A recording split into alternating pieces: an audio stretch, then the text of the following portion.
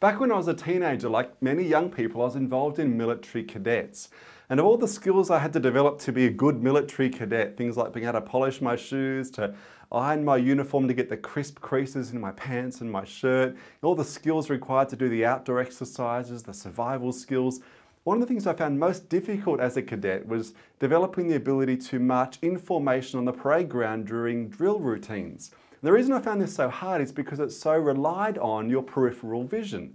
You needed to be able to figure out if you were in alignment with and in step with the people to your right and to your left without moving your head at all.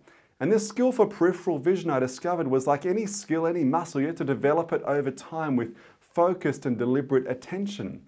And can I suggest that for many organizations, many leaders, many businesses today, that skill of peripheral vision is as critical. In fact, it is the most critical skill, because if you're going to identify disruptions, you need to be focusing on the periphery.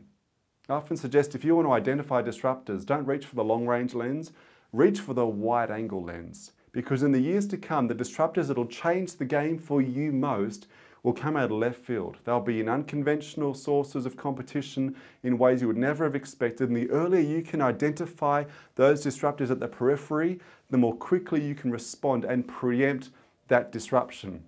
Now, the challenge for any of us, if we're going to identify those disruptors, to shift our frame of reference from the familiar, the things we're used to focusing on, to the things at the periphery, we need to be able to broaden our frame of reference and shift our paradigm.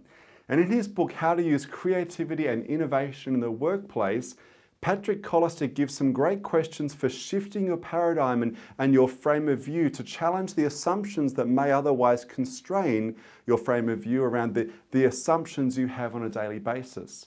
And the first question Collister suggests that we need to ask ourselves is this question here. Identify an assumption, something that you've long held to be true about your business, yourself, your marketplace, the state of play for regulation, the things that everyone just knows that's the way things are. First question is ask, who says this is true?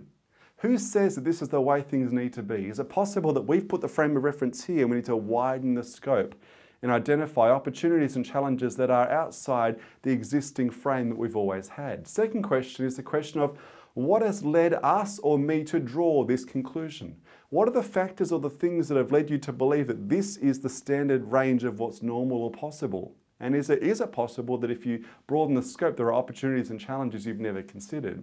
Third question you need to ask is, what evidence is there that the assumptions we're holding are still valid or true? Because maybe some of the assumptions you have about your organization, your business, your products, your industry held true 10 years ago, but as the marketplace has changed, you need to broaden that scope of what's possible, because often it's going to be those disruptors coming in who aren't constrained by those assumptions that will be game changers. Fourth question is an interesting one, the question of what would be the unthinkable thing to do right now? What would be the thing that you think, oh, that could never be done? Or in fact, if you did it, everyone in the market would be shocked because it's so unconventional. Often those sort of disruptor moves are the things we need to embrace. Rather than wait to be disrupted, for instance, why don't you become the disruptor and do the unthinkable and upend the status quo? And the fifth key, if you're going to shift your paradigm, broaden your frame of reference to identify things at the periphery, is to ask questions like, what would Google do? What would Apple do? What would Virgin do? What would IKEA do? What would some of these businesses that are out-of-the-box thinkers do? I mean, look at an example like Elon Musk or Tesla.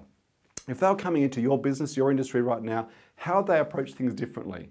Because that'll shift or widen your frame of view, often to look at the periphery, to options and ideas that you otherwise may have missed. Now, for many organizations and leaders, the best way to do this is actually to shift your context and see what the world looks like from a very different perspective. I'm seeing on a monthly basis, many of my clients are taking off to Silicon Valley to tour some of these organizations to get a sense of what is the culture, the mindset that, say, Uber have or Tesla have. How do we get our heads around the way they see the world? Because if we can bring that mindset back to our organizations, it'll change the way we do things. So for you, how can you build your peripheral vision? How can you widen the scope to identify things that are outside the range of normal, challenging assumptions of things, seeing things from different perspectives? Because that is going to be critical if you're going to stay one step ahead of disruption in the years to come.